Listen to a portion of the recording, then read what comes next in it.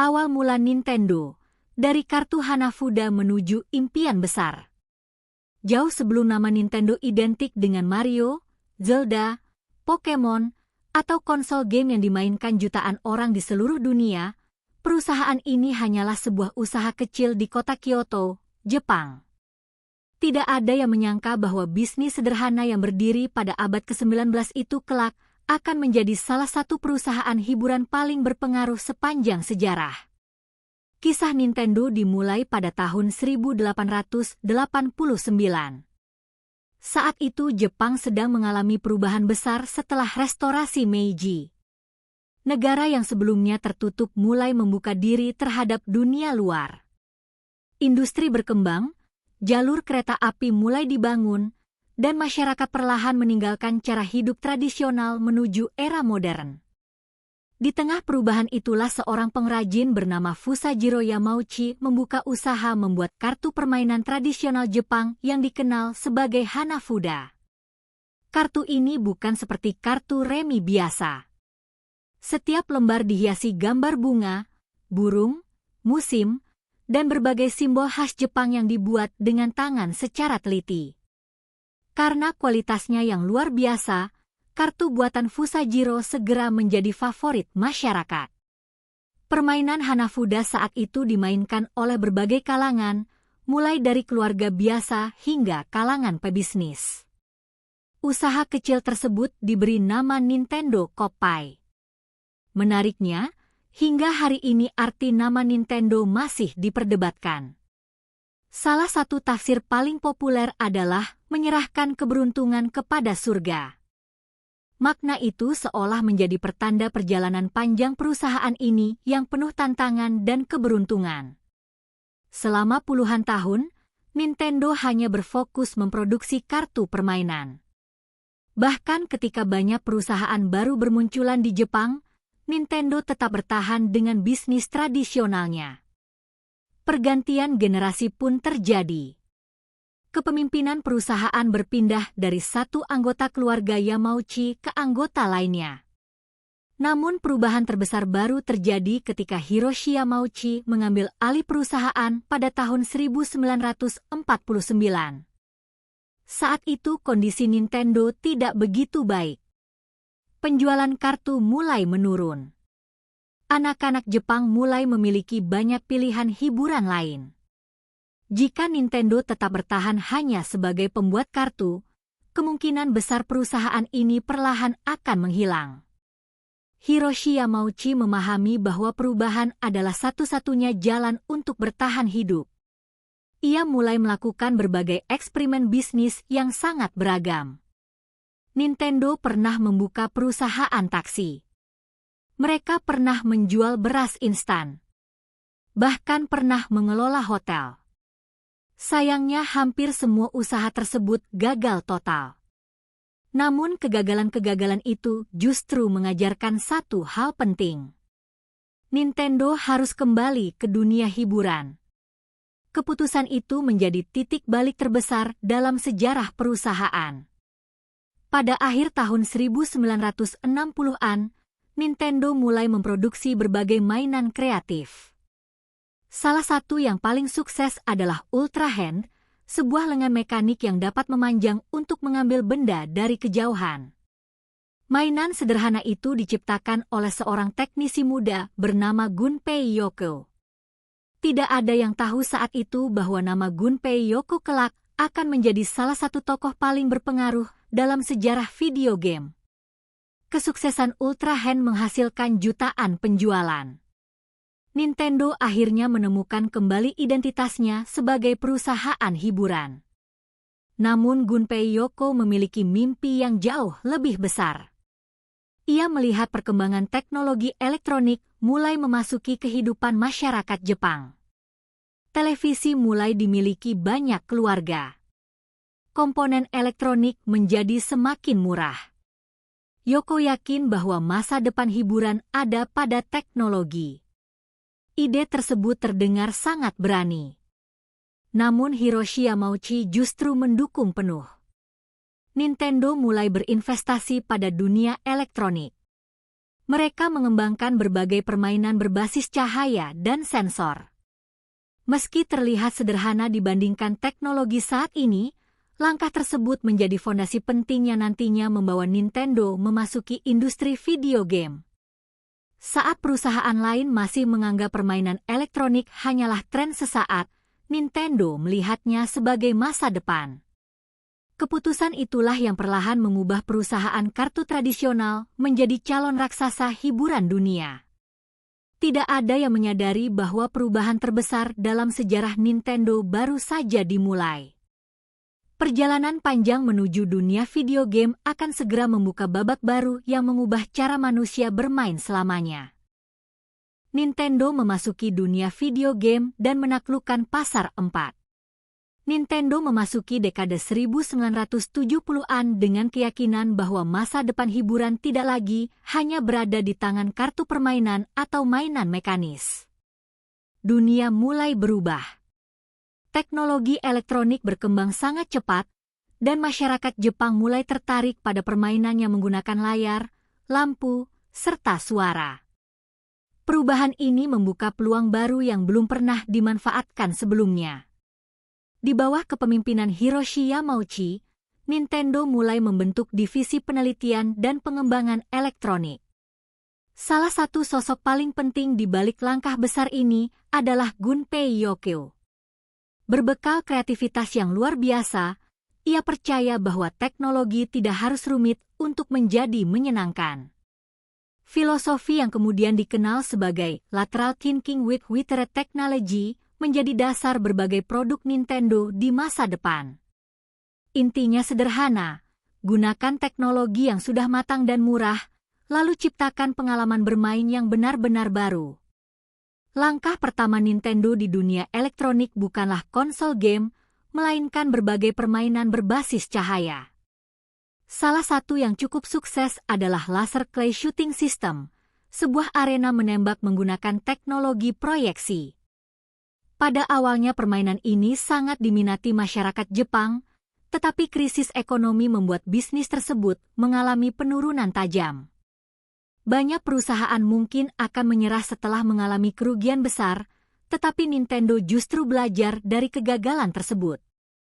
Pengalaman itu membuat perusahaan semakin berhati-hati sekaligus semakin inovatif. Mereka mulai meluncurkan berbagai mesin arcade yang ditempatkan di pusat hiburan, restoran, dan tempat umum. Meskipun beberapa judul awal tidak terlalu berhasil, Nintendo terus mencoba menciptakan permainan yang berbeda dari para pesaingnya. Pada saat yang sama, Nintendo juga memperkenalkan Color TV Game, konsol rumahan pertama mereka.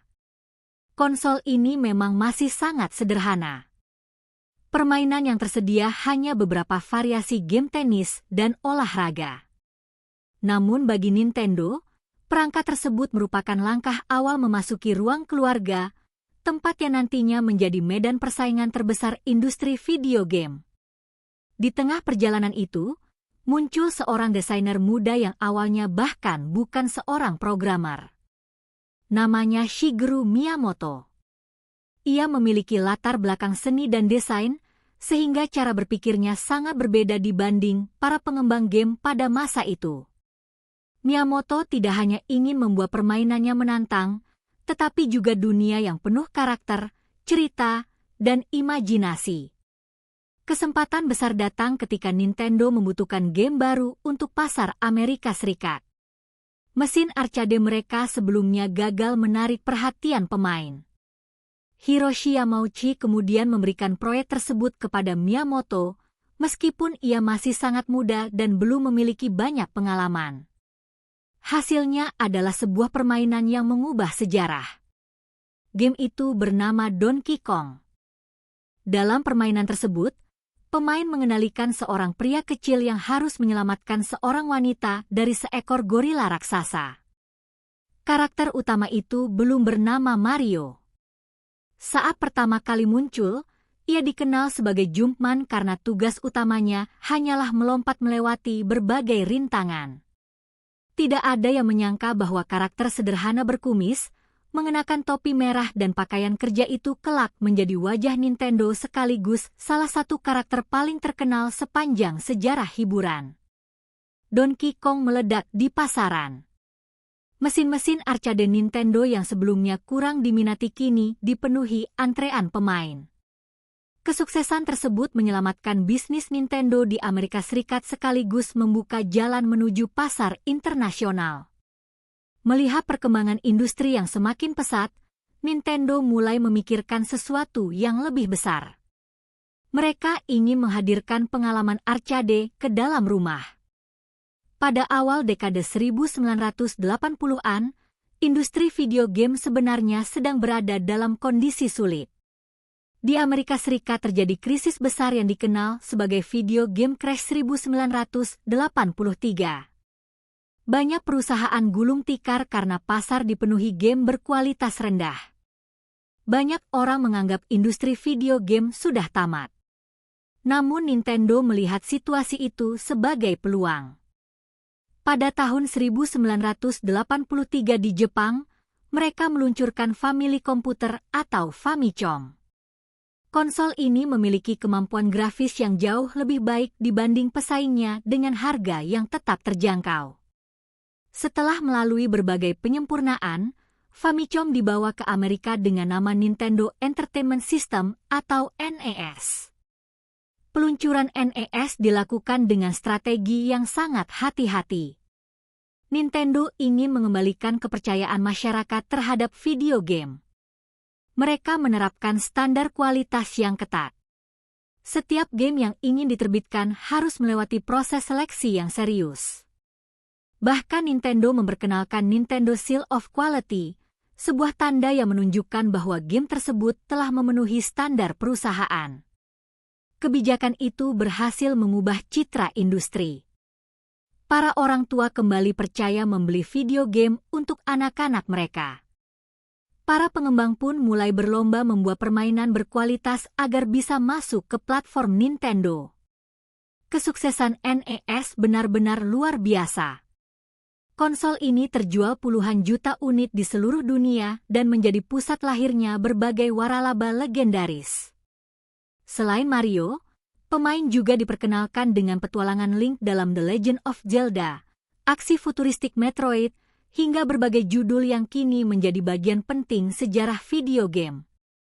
Nintendo tidak lagi dipandang sebagai perusahaan pembuat kartu atau mainan. Mereka telah menjelma menjadi pemimpin baru industri hiburan digital. Dunia mulai mengenal nama Nintendo sebagai simbol inovasi, kreativitas, dan permainan yang mampu dinikmati semua usia.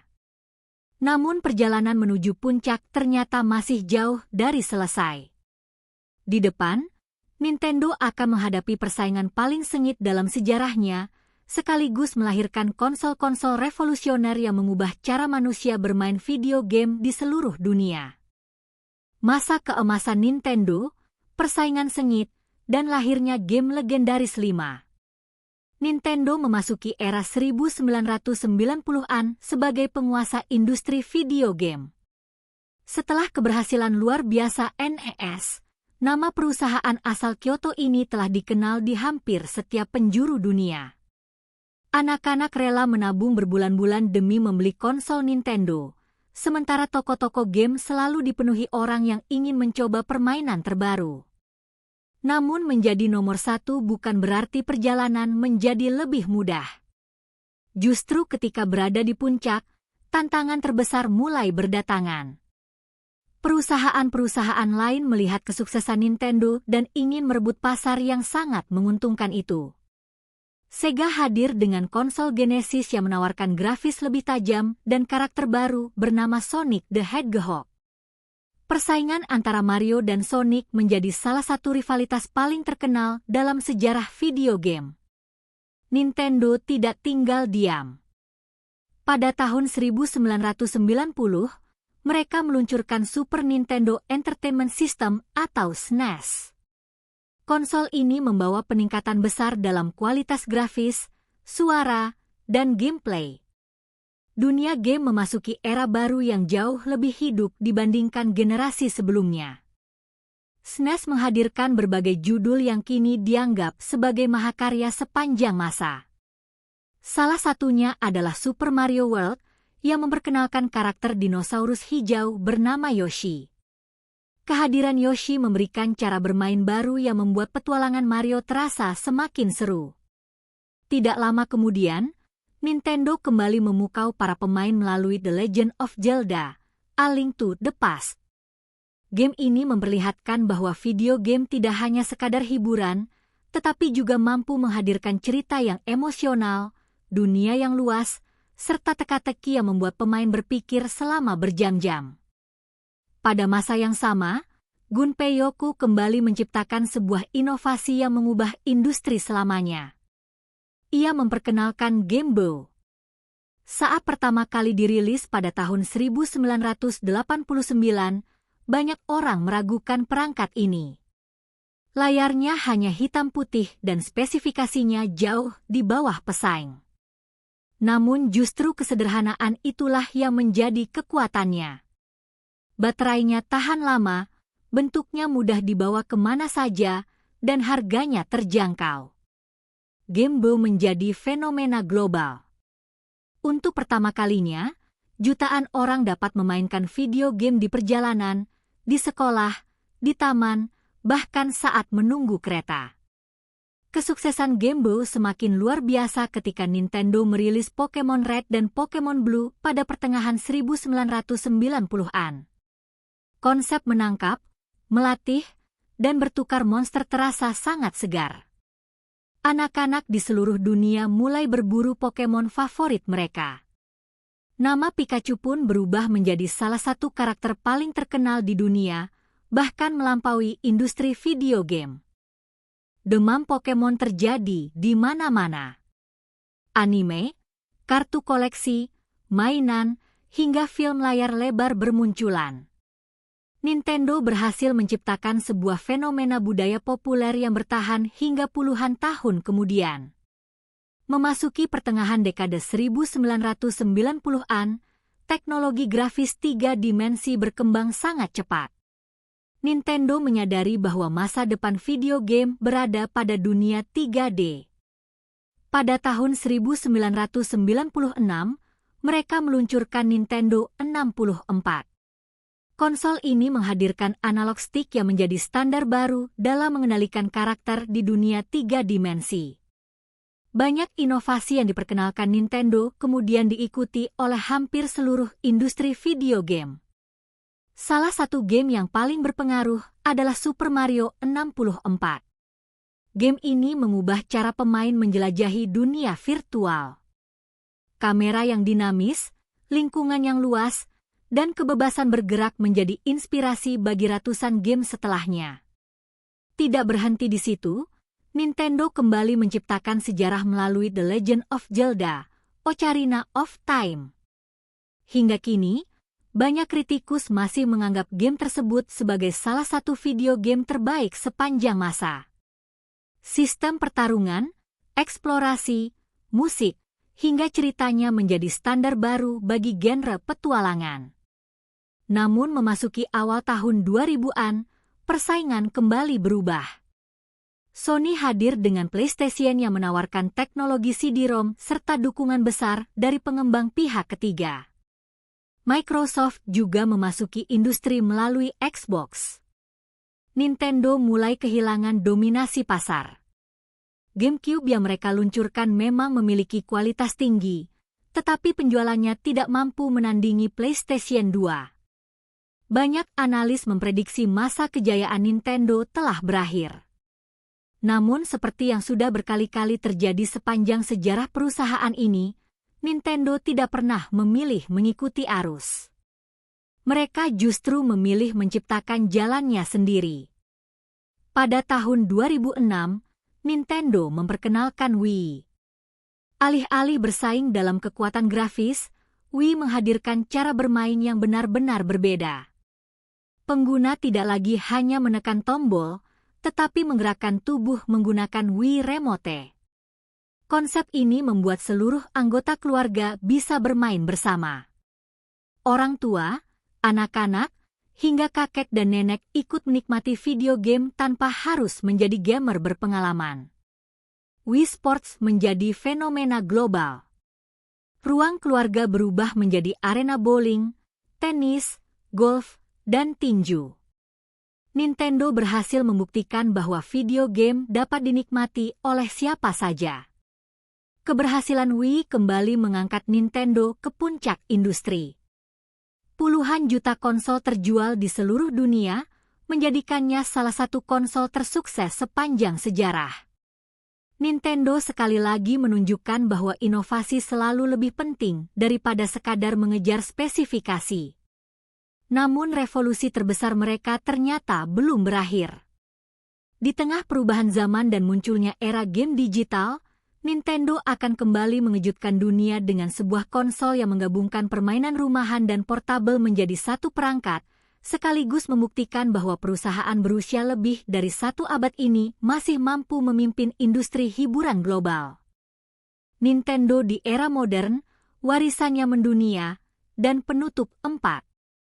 Lebih dari 1 abad telah berlalu sejak Fusajiro Yamauchi mendirikan sebuah perusahaan kecil pembuat kartu Hanafuda di Kyoto. Tidak ada seorang pun pada tahun 1889 yang dapat membayangkan bahwa usaha sederhana tersebut akan berkembang menjadi salah satu perusahaan hiburan paling berpengaruh dalam sejarah manusia.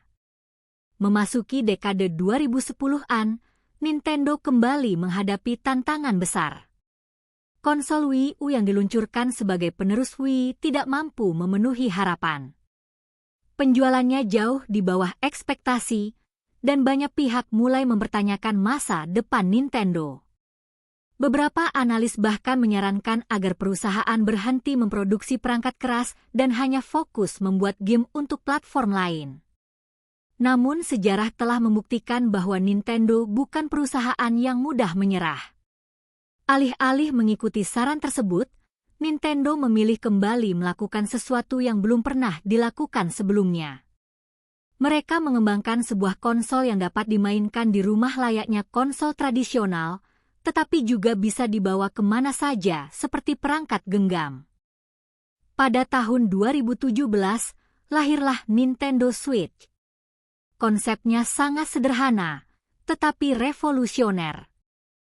Pemain dapat menikmati permainan di televisi, lalu melepas perangkatnya dan melanjutkan petualangan di mana saja tanpa kehilangan progres. Fleksibilitas inilah yang membuat Switch langsung menarik perhatian jutaan orang di seluruh dunia. Kesuksesan Nintendo Switch semakin diperkuat oleh deretan game berkualitas tinggi. Salah satunya adalah The Legend of Zelda, Breath of the Wild, sebuah game yang mengubah cara pemain menikmati dunia terbuka. Kebebasan menjelajah, memecahkan teka-teki, dan menciptakan strategi sendiri membuat game ini mendapat pujian dari kritikus maupun pemain. Tidak lama kemudian, Nintendo kembali menghadirkan Super Mario Odyssey, petualangan baru Mario yang penuh kreativitas dan inovasi. Game ini menunjukkan bahwa setelah puluhan tahun, Mario masih mampu menghadirkan pengalaman bermain yang segar dan menyenangkan. Kesuksesan Switch terus berlanjut dengan hadirnya berbagai judul besar seperti Animal Crossing, New Horizons, yang menjadi fenomena global saat masyarakat di berbagai negara menghabiskan lebih banyak waktu di rumah. Jutaan pemain membangun pulau impian mereka, berinteraksi dengan teman, dan menciptakan komunitas virtual yang hangat. Nintendo juga terus mengembangkan waralaba legendaris lainnya. Pokémon tetap menjadi salah satu merek hiburan terbesar di dunia.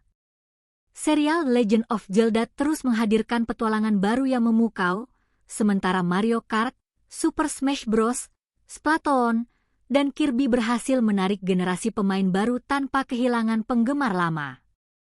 Kehebatan Nintendo bukan hanya terletak pada teknologi atau jumlah konsol yang berhasil dijual. Yang membuat perusahaan ini begitu istimewa adalah kemampuannya menciptakan pengalaman bermain yang dapat dinikmati semua usia. Anak-anak, remaja, orang dewasa, bahkan kakek dan nenek dapat menikmati permainan Nintendo bersama-sama.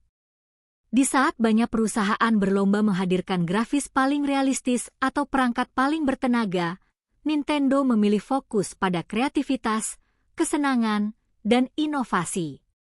Filosofi tersebut telah menjadi ciri khas perusahaan selama puluhan tahun dan terus membedakannya dari para pesaing. Pengaruh Nintendo kini tidak hanya terasa di dunia video game. Karakter-karakternya telah menjadi bagian dari budaya populer dunia. Mario, Link, Zelda, Pikachu, Donkey Kong, Kirby, hingga berbagai tokoh lainnya dikenal oleh miliaran orang, bahkan oleh mereka yang mungkin tidak pernah memainkan video game sekalipun. Taman hiburan Super Nintendo World menghadirkan dunia Mario menjadi nyata. Film animasi The Super Mario Bros. Movie sukses menarik jutaan penonton di bioskop. Museum Nintendo di Kyoto juga menjadi tujuan wisata yang memperlihatkan perjalanan panjang perusahaan dari pembuat kartu tradisional hingga menjadi ikon hiburan global.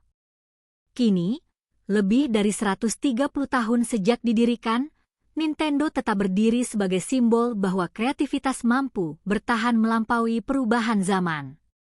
Dari kartu Hanafuda yang dibuat dengan tangan, mesin arcade sederhana, Game Boy yang menemani perjalanan jutaan anak, hingga Nintendo Switch yang dimainkan di seluruh dunia, perjalanan Nintendo adalah kisah tentang keberanian untuk terus berinovasi. Sejarah Nintendo mengajarkan bahwa kesuksesan tidak selalu datang karena memiliki teknologi paling canggih. Terkadang, kesuksesan lahir dari keberanian melihat dunia dengan cara yang berbeda dan menghadirkan kebahagiaan melalui ide-ide sederhana yang dieksekusi dengan luar biasa. Terima kasih telah mengikuti perjalanan panjang sejarah Nintendo, dari sebuah toko kecil di Kyoto hingga menjadi legenda dunia video game. Jika Anda menikmati video ini dan ingin menyaksikan kisah menarik lainnya tentang sejarah teknologi, video game, serta tokoh-tokoh yang mengubah dunia, jangan lupa tekan tombol like, subscribe, dan aktifkan lonceng notifikasi agar tidak ketinggalan video berikutnya. Bagikan video ini kepada teman dan keluarga yang juga menyukai dunia game dan sejarah.